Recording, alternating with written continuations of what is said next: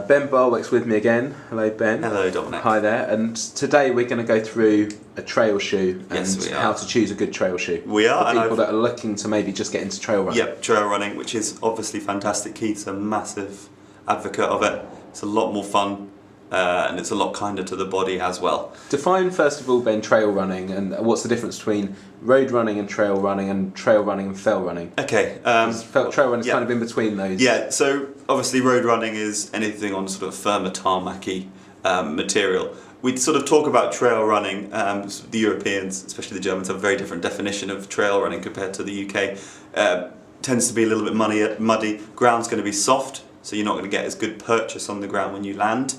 Also, maybe nice and muddy, which is obviously a good sign of trail running. And the ground will tend to be undulating as well, and it will just be off the beaten track. You may even not be past sort of set there. So trail running is anything that's not that sort of firm sort of tarmacy material. And can you what we've referred to elsewhere on this site as your mile munching shoes, your sort of standard generic running shoes, can they not cope with running on trails? Well, they can do firmer trail, especially grass and sort of those firm sort of tracks. Especially in the summertime, you probably prefer running in your road shoes than a trail shoe because you don't need that level of grip. But when it gets wintry, when it gets darker and wet, the ground gets very soft, or you're in sort of a real trail area environment, then you're going to need that more grip through the shoe. Also, if you're taking your shoes off road, your everyday shoe, you're going to get that very, very muddy, and you're going to want to clean it, and you're just going to wear away at the life of the shoe. So if you have a second shoe that you use just for your trail that gets very muddy and dirty, it's not going to matter about the nice clean pair that you wear on the road. Brilliant. So we've covered there who might want a trail shoe and why you might look at purchasing one. Yep. So if you've then decided that a trail shoe is for me, let's go through now. Yep. Which one to buy and why. Biggest thing you're looking at is the grip on the shoe. It's completely different to a road. Totally different. Let's have a look at a road shoe. Yeah, that's a road shoe there. You see big Just surface tip it there for us, Ben, as well, so we can see. Yeah. So big surface area that's going to be covered through there. Whereas on your trail shoe, you can see that you've got these what we call lugs. So you see how we've got these lugs through there. Yeah. What they're going to do is they're going to grip into the dirt a lot better than your road shoe.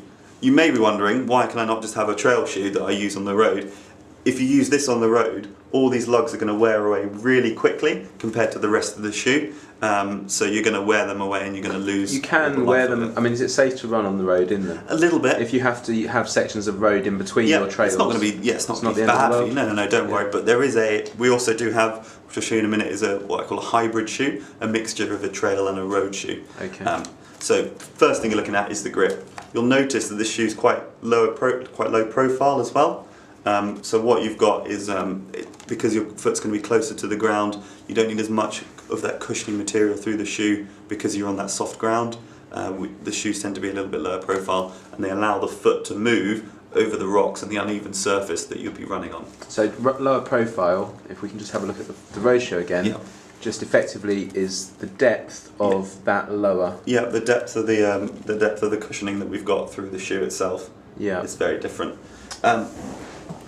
So yeah, you've got the slightly lower profile, better lugs. The upper will tend to be slightly lighter weight as well, and you can get Gore-Tex versions of these shoes as well. And why is that? Why is the upper lighter?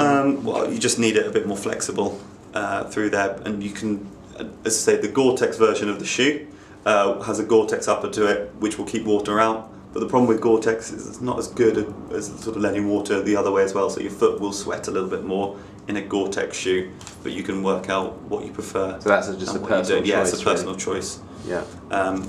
So that's a sort of what I call the bog standard trail shoe. These retail at sort of £55, I believe. So it's a really good entry level into that sort of trail market. I've actually got this is going to be quite a little bit the cutaway of this shoe, but this is the what I like to term the hybrid. It's called the Supernova Riot, and what this is a mixture between a trail shoe, so you've got that sort of trail outsole, but it's not as aggressive as the one we've just seen.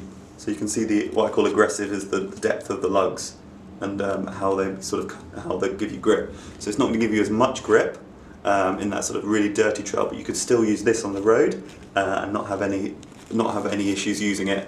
We've actually got Continental rubber through the shoe as well, which is the Tire Company, but that's a really sticky, really grippy rubber that's going to work on the road as well as on the trail. This shoe's actually got a little bit of that support, that Pro Moderator built into it along the inside there, just to give you a bit more support through the shoe as well. And again, this can be bought in a Gore-Tex version. So for the sort of with the cyclists amongst us, Ben, is that the kind of equivalent of a hybrid bike in that you can use it on the road? Yep, exactly. Yep, it definitely is. It's a sort of it's a good mixture of both, especially if you like, especially if your trail routes take you onto the road a little bit. So quite a good all-rounder, that one. Yeah, or the Riot. Yeah. I would say that you wouldn't want to use this exclusively as either shoe though. It would be sort of the mixture between the two. I also find that some people, when they move into trail running, still like to have that bit of extra stability through the shoe. They also like the slightly more cushioned element of a hybrid shoe compared to the full-on trail shoe which you've got through there. Okay. So Ben, that's your guide to choosing a trail shoe. It is indeed. Thanks very much.